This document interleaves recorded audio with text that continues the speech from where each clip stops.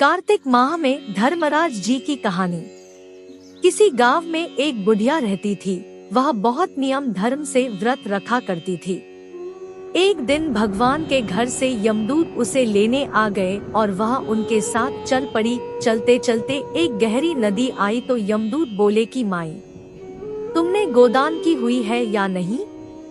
बुढ़िया ने उनकी बात सुनकर मन में श्रद्धा से गाय का ध्यान किया तो वह उनके समक्ष आ गई और बुढ़िया उस गाय की पूंछ पकड़कर नदी पार कर गई। वह यमदूतों के साथ फिर आगे बढ़ी तो काले कुत्ते आ गए। यमदूत फिर बोले, कुत्तों को खाना दिया था?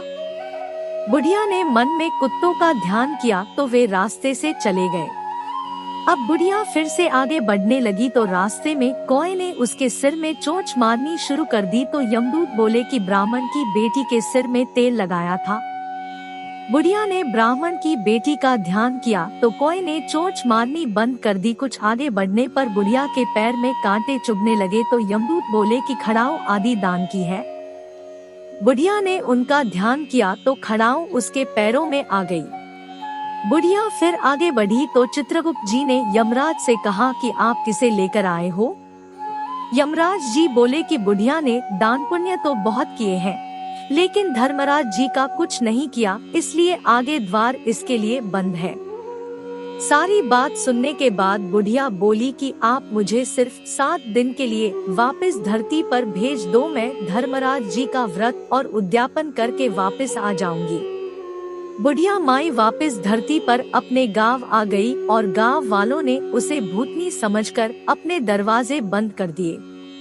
वह जब अपने घर गई तो उसके बहू बेटे भी दरवाजे बंद करके बैठ गए। बुढ़िया ने कहा कि मैं भूतनी नहीं हूँ, मैं तो धर्मराज जी की आज्ञा से वापस धरती पर 7 दिन के लिए आई हूँ।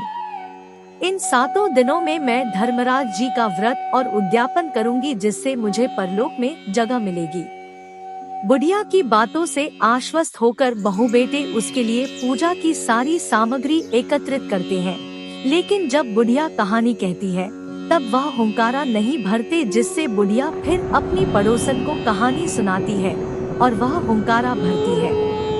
7 दिन की पूजा, व्रत व उद्यापन के बाद धर्मराज जी बुढ़िया को लेने के लिए विमान भेजते हैं। स्वर्ग का विमान देख उसके बहू बेटों के साथ सारे गांव वाले भी स्वर्ग जाने को तैयार हो गए। बुढ़िया ने कहा कि तुम कहाँ तैयार हो रहे हो? मेरी कहानी तो केवल पड़ोसन ने सुनी है, इसलिए वही साथ जाएगी। सारे गांव वाले बुढ़िया से धर्मराज जी की कहानी सुनाने का आग्रह करते हैं। तब बुढ़िया उन्हें कहानी सुना देती है। कहानी सुनने के बाद सारे ग्रामवासी विमान में बैठकर स्वर्ग जाते हैं तो धर्मराज जी कहते हैं, मैंने तो विमान केवल बुढ़िया को लाने भेजा था। बुढ़िया माई कहती है कि हे धर्मराज, मैंने जो भी पुण्य किए हैं उसमें से आधा भाग आप गाँव वालों को दे दो। इस तरह से धर्मराज ने ग्रामवासियों को भी स्वर्ग में जगह दे दी। हे धर्मराज महाराज, जैसे आपने बुढ़िया के साथ सभी गांव वालों को भी स्वर्ग में जगह